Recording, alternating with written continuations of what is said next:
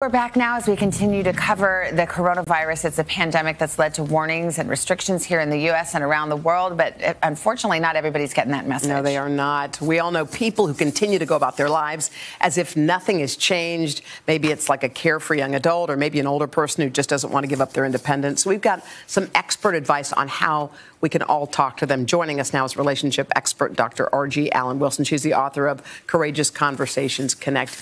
Good morning, Argie. Let's start with young people because, I mean, we keep seeing images of young people like out having street parties, people enjoying, going to restaurants. I mean, how do we talk to them? And they're told they're not really at risk. Yeah, they might think, oh, well, why should so not? what? Yeah. Right. And that's the problem. They're told that they're not at risk. But young people, Gen Zs, millennials, they are communal, right? They do want connection. They just want connection in a different way. So we have to appeal to them, meet them where they're at. Tell them that, you know, they're not at risk, but they could be helping their grandfather or their grandmother or someone else.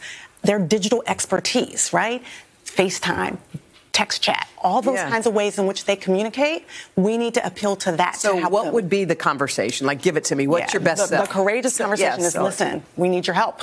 We need your help. We need your buy-in. We need you to participate in this because this is serious, right? And we can't take it like it's lightly at this point. Do you think if like big sports figures or, you know, people who they look up to said, this is how I'm playing it, this is how I'm doing it? That might be helpful because think about it. Everyone that's talking about it are the people that are the experts, if you will. Yes. We actually need their idols, the people that they're looking up to say, this is serious, stop it. Yeah. We need all hands on deck.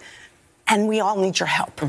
I do think that for the most part, young people want to be a part of this. They want to buy in, but they really haven't gotten the message yet. Not from the people that can communicate to them. No. Well, the other side of this is older people who are at risk. And I know that a lot of us have had tough conversations with our parents who feel fine. They don't want to see their lives disrupted. And they're also trying to say, okay, fine, I'm not going to go to a rock concert, but can I still go to the store? Can I go to Mahjong, my book club? How do you have that conversation and not make them feel like, oh, we think that you're so frail, and how can we empower them? So empowerment is a good thing. So again, buy-in, really saying, what are the things that you think you could do to help out so that we're not actually telling them, we're asking them.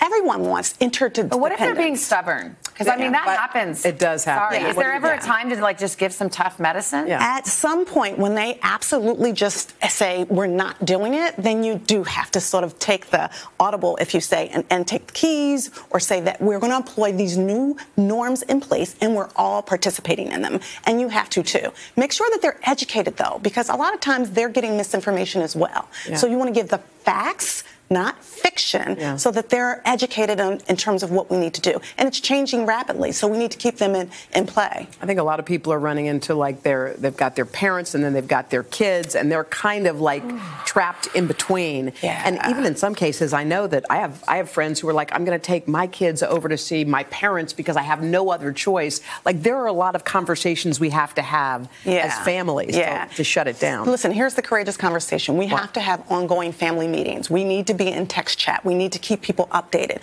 We also need to take care of ourselves, right? Self-care is essential. The 4 M's.